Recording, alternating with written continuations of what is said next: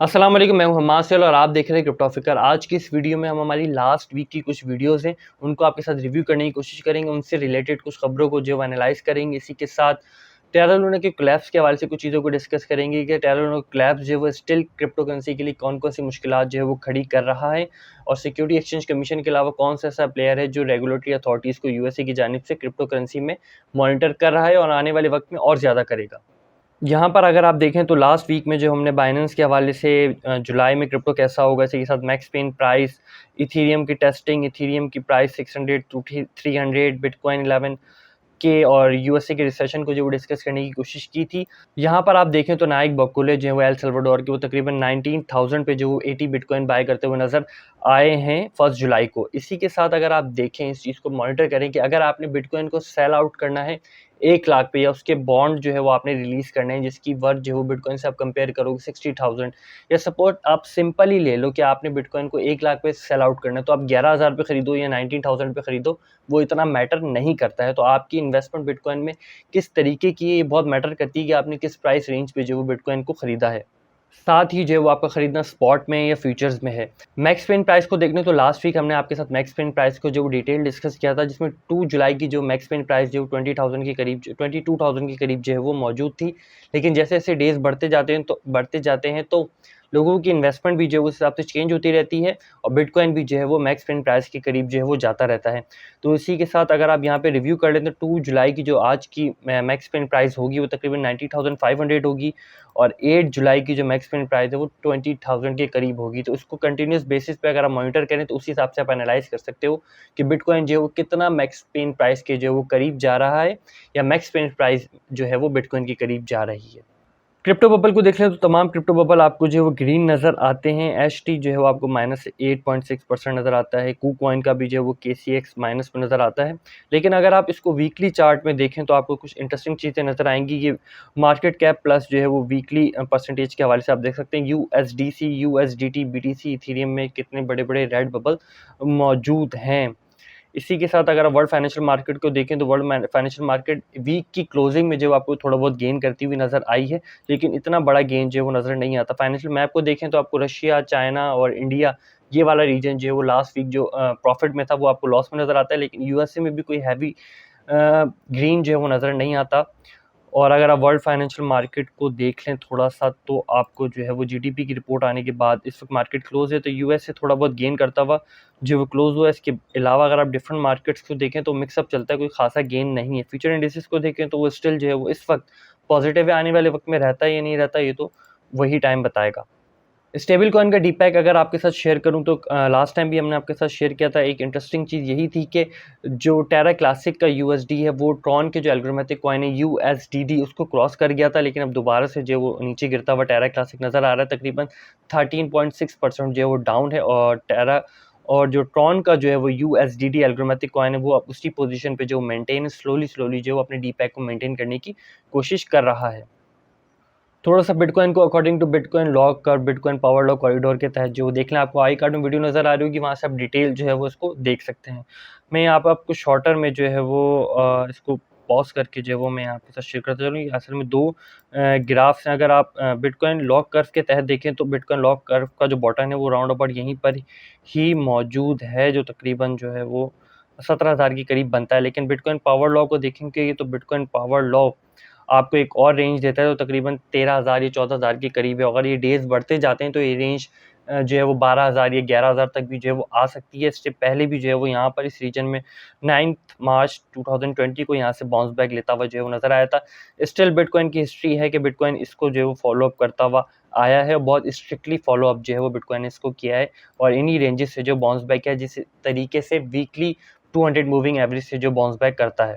S&P 500 index को देख लें तो इस वक्त जो वो क्लोज है, और नेक्स्ट वीक की ओपनिंग में जो वो आपको ये रेंज जो है वो नज़र आ सकती है, और इस रेंज पे से अगर दोबारा से ड्रॉप बैक कर जाता है, नीचे गिर जाता है, तो फिर आपको जो दैट सी बात है, जब ये नीचे गिरता है तो इससे कोरिलेटेड क्रिप्टो करेंसीज भी होती हैं, वो भी नीचे गिरती हुई नज़र आती हैं। लेकिन अगर यहाँ से ऊपर चला जाता है तो आपको थोड़ा बहुत बाउंस बैक जो है वो नज़र आने के चांसेस है, थोड़ी बहुत और रिकवरी जो है वो नज़र आने के चांसेस हैं। लेकिन जो फंडामेंटल्स इस वक्त चल रहे हैं टेरा लूना के कोलैप्स की वजह से, वो जो है वो कुछ नेगेटिव खबरें ही दे रहे हैं। अगर आप वीकली कैंडल को देख लें तो वीकली कैंडल 200-300 मूविंग एवरेज के बीच ही जो है वो ट्रैवल आउट कर रही है, और इस वीक की जो वीकली कैंडल है उसकी रेंज भी जो है वो बड़ी होती जा रही है। आज के दिन का अगर नेट फ्लो देखें तो आपको यूएसडी से जो है वो इन्वेस्टमेंट यूएसडीटी, बीटीसी और इथेरियम में जो होती हुई नजर आ रही है, जबकि दूसरी जानिब आप देखें तो यूएसडीटी आपको वॉलेट्स में जाता हुआ जो नजर आ सकता है। बाय फ्लो में जो है वो आपको यही नज़र आता है कि यूएसडी से जो है वो आपको बिटकॉइन और इथेरियम की अच्छी खासी बाय जो है वो आज नज़र आती है, और सेल फ्लो में जो यूएसडीसी आडा डॉट भी जो है वो मौजूद हैं। अब ज़रा देख लें कि हमने लास्ट टाइम आपके साथ अपडेट किया था कि सिक्योरिटी एक्सचेंज कमीशन जो है वो 6 जुलाई के राउंड अबाउट जो है वो ग्रे स्केल के जो स्पॉट की लिस्टिंग होगी एटीएफ की, उसके हवाले से जो है वो एप्लीकेशन को रिव्यू करेगा। तो उसने 30 जून के राउंड अबाउट जो है वो एप्लीकेशन को रिजेक्ट कर दिया, जिसके साथ हमने ये भी डिस्कस किया था कि जो ग्रे स्केल है वो आपको जो है वो कोर्ट में जाता हुआ नजर आएगा। तो ये सोनैन शैन है, ये हैं ग्रे स्केल के सीईओ। इन्होंने जो इस चीज़ को अपडेट दिया कि Grayscale CEO breaks down law suit against Security Exchange Commission over rejected bitcoin ETF. अब ये केस जब कोर्ट में जाएगा तो उस हिसाब से जो हेयरिंग्स होंगी, जो डेवलपमेंट्स होंगी, वो बिटकॉइन की प्राइस को फ्लक्चुएट करेंगी, जिस तरीके से एक्सआरपी की प्राइसेस करती हैं जब एक्सआरपी का केस सिक्योरिटी एक्सचेंज कमीशन के अगेंस्ट चलता है। ये ग्रे स्केल के ऑफिशियल ट्वीट है जिसमें डिफरेंट थ्रेड्स हैं, आप चाहें तो यहाँ जाके रिव्यू कर सकते हैं। आपको एक डिटेल इन्फॉर्मेशन जो है वो यहाँ से मिल सकती है कि केस किस किस्म का होगा, किस हद तक चलेगा। पीटर स्किप जो है वो नॉर्मली क्रिटिसाइज ही करते रहते हैं, तो उन्होंने इस चीज़ को भी जो क्रिटिसाइज़ किया है, जिसमें ग्रे स्केल के GBDC को जो 30% डिस्काउंट पे सेल आउट हो रहा था, उन तमाम चीज़ों को जो है वो क्रिटिसाइज़ करने की कोशिश की है। यहाँ पर अगर आप डिस्क्रिप्शन में भी जाकर देखेंगे तो काफ़ी इंटरेस्टिंग चीज़ें जो है वो आपको मिल जाएंगी इनके कमेंट्स के रिप्लाई में। ऑथर हेस को आपके साथ डिस्कस करते चलें। इनको डिस्कस करना इसलिए भी ज़रूरी है कि लास्ट टाइम जब हमने इनको डिस्कस किया था तो इनकी प्रेडिक्शन थी कि बिटकॉइन आपको राउंड अबाउट 28,000 के करीब और इथेरियम जो 25,000 के करीब जो नज़र आएगा, और ऐसा हुआ भी। बिटकॉइन इस रेंज पर आया, इस रेंज पर आने के बाद आपको टेरा लूना को क्लैप नज़र आया, और उस क्लैप्स के बाद जो है वो कंटिन्यूस जो बिटकॉइन या क्रिप्टो करेंसी जो अपने आप को संभाल नहीं सकी, क्योंकि टेरा लूना के क्लैप से डिफरेंट चीज़ें इंगेज थी और बहुत सारी चीज़ें जो हैं वो फिर क्रैश होना शुरू हो गई। उसको थोड़ा सा आगे डिस्कस करते हैं। इस वक्त अगर ऑथर हेस की प्रीवियस प्रेडिक्शन को देखें तो वो यही थी कि बिटकॉइन अगर गिरता है, बिटकॉइन अगर 22,000 तक भी आ जाता है, और इथेरियम अगर जो है वो 2,000 तक भी आ जाता है, तो वहाँ से एक क्विक बाउंस बैक जो है वो मिलेगा। लेकिन लूना के कोलैप्स के साथ, थ्री एरो कैपिटल कोलैप्स और डिफरेंट कोलैप्स जो और बैंकरप्सीज के जो केसेस वगैरह क्रिप्टो करेंसी से रिलेटेड प्रोजेक्ट्स में आने लगे, तो जो न्यू इन्वेस्टर उसमें एक फेयर की सिचुएशन जो वो स्टिल क्रिएट है, और वो बिटकॉइन को और ज़्यादा नीचे जो है वो जाता हुआ देख रहा है, जिसमें 11,000 तक की भी जो रेंजेस जो है डिस्कस हो रही हैं। ऑथर हेस का जो लेटेस्ट आर्टिकल आया है मीडियम के ऊपर, वो बैंकरप्ट के ऊपर जो मौजूद है, आप चाहें तो यहाँ जाकर पढ़ सकते हैं। नंबर 3 इसमें टेरा लूना को क्लैप से रिलेटेड जो डिफरेंट क्लैप्स हैं, थ्री एरो कैपिटल को भी इसमें जो वो डिस्कस किया है। इन शॉर्ट में आपके साथ शेयर करते चलूँ तो इस चीज़ को इन्होंने इसमें डिटेल डिस्कस किया है कि टेरा लूना जो है वो 20% जो इंटरेस्ट रेट प्रोवाइड कर रहा था, तो लोगों ने क्या करा था कि किसी दूसरी जगह से जो है वो यूएसडी यानी कि अपनी जो डॉलर रखकर वहाँ से उधार लिया, और उधार को जो यूएसडी उधार लिया, यूएसडीटी उधार लिया, उसको जो है वो उन्होंने जो यूएसडी टेरा का जो एंकर प्रोटोकॉल था उसमें जो है वो डिपॉजिट किया, जिसमें वो 20% जो है वो याइल्ड जो वो ले रहे थे, 20% इंटरेस्ट या प्रॉफिट जो है वो साल का ले रहे थे। और जब ये कोलैप्स हुआ तो तमाम चीज़ें जो है वो रिस्पेक्ट, तो जो जिसने जो है वो डाला हुआ था, जिसमें काफ़ी सारे प्रोजेक्ट्स भी थे, वो भी जो है वो कोलैप्स होते हुए नजर आए। तो इस चीज़ को उन्होंने इसमें डिटेल डिस्कस किया है, 2008 से लिंक करने की भी जो कोशिश की है। इसी के साथ अगर आप देखें तो थ्री एरो कैपिटल भी जो है वो टेरा लूना के कोलैप्स के बाद दोबारा से आपको बैंकरप्सी की जानिब वो कोलैप्स होता हुआ नजर आया। इनकी पोजीशंस भी लिक्विडेट होती हुई नजर आई थ्री एरो कैपिटल की। तो वियागर जो है वो उन्होंने अपनी जो है वो ट्रेडिंग, विड्रॉल और डिपॉजिट को जो है वो पॉज कर दिया है, और ये भी जो है वो कोर्ट में जा रहे हैं थ्री एरो कैपिटल के अगेंस्ट, ताकि वो इनके जो लोन है वो उसको जो है वो वापस कर सके। इसको हमने लास्ट वीडियो में डिस्कस किया था। यहाँ पर इन शॉर्टर अगर आप देख लें तो जो लेटेस्ट अपडेट है यहाँ पर आप देखें तो वियोगर की ऑफिशियल वेबसाइट पर, तो यहाँ पर देख सकते हैं कि the Voyager is actively pursuing recovery from Three Arrow Capital through the court order liquidation process in the British Virgin Island and intended to pursue all other available remedies. यहाँ पर जो है वो विड्रॉल वगैरह तमाम चीज़ें जो है वो पॉज हो चुकी हैं 1 जुलाई से। इन तमाम चीज़ों को जो डिटेल डिस्कस किया है प्रेस रिलीज में भी मौजूद है, कॉइनडेस्क पे भी जाकर देख सकते हैं, और जो स्टेफन एर्लिक हैं जो सीईओ हैं वियोगर के, वहाँ पे भी जाके देख सकते हैं। वियोगर की जो ऑफिशियल वेबसाइट है वहाँ पे भी देख सकते हैं।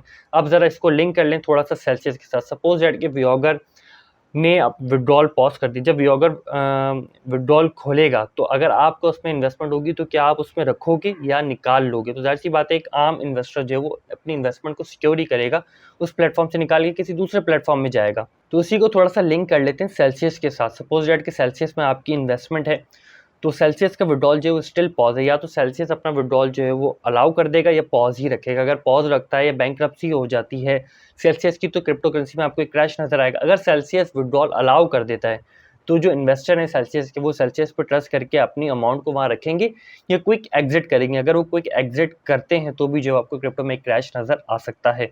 तो दोनों पॉसिबिलिटीज़ हैं, वो विड्रॉल खोलें या विड्रॉल बंद करें। एक सिक्योर पोजीशन या सिक्योर ट्रस्ट बिल्डिंग के साथ जो है वो ये तमाम चीज़ें होनी चाहिए। अगर नहीं होती तो आपको और ज़्यादा क्रैश जो है वो नज़र आ सकता है। एलेक्स जो सेल्सियस के जो है वो CEO है, उनकी जानिब से भी स्टिल कोई अपडेट जो है वो मौजूद नहीं है। यूएसए की रिसेशन को भी हमने आपके साथ जो है वो डिस्कस किया था। तो द रियल क्योसिकी जो है वो यूएसए की रिसेशन को किस तरीके से देख रहे हैं, तो यहाँ मैं आपके साथ डिस्कस करता चलूँ।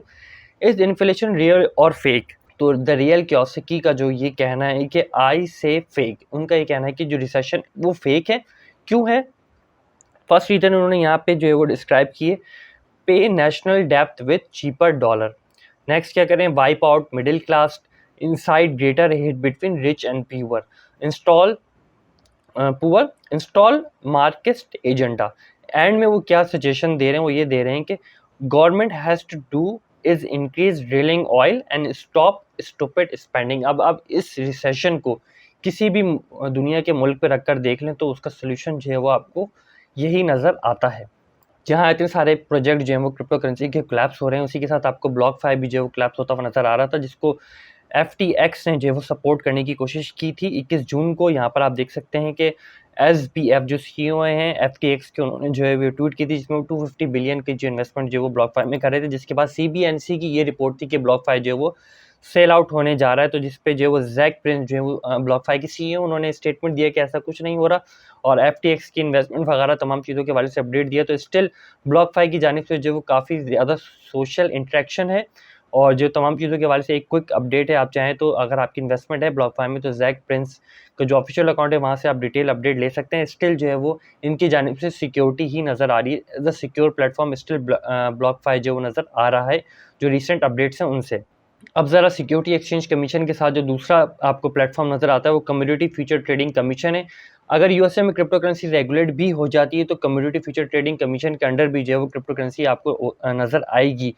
तो आप देख सकते हैं 30 जून को जो है वो कम्युनिटी फ्यूचर ट्रेडिंग ने जो है वो मिरर ट्रेडिंग इंटरनेशनल के अगेंस्ट जो है वो तकरीबन 1.7 बिलियन का इन्होंने फ्रॉड किया था। उसके अगेंस्ट जो है वो इन्होंने एक कंप्लेन जो है वो केस रजिस्टर्ड किया है। यहाँ पर आप कॉइनडेक्स में भी इसको पढ़ सकते हैं। 1.7 बिलियन का फ्रॉड जो है वो south African bitcoin club mirror trading international के अगेंस्ट जो है वो सिक्योरिटी एक्सचेंज कमीशन ने किया है।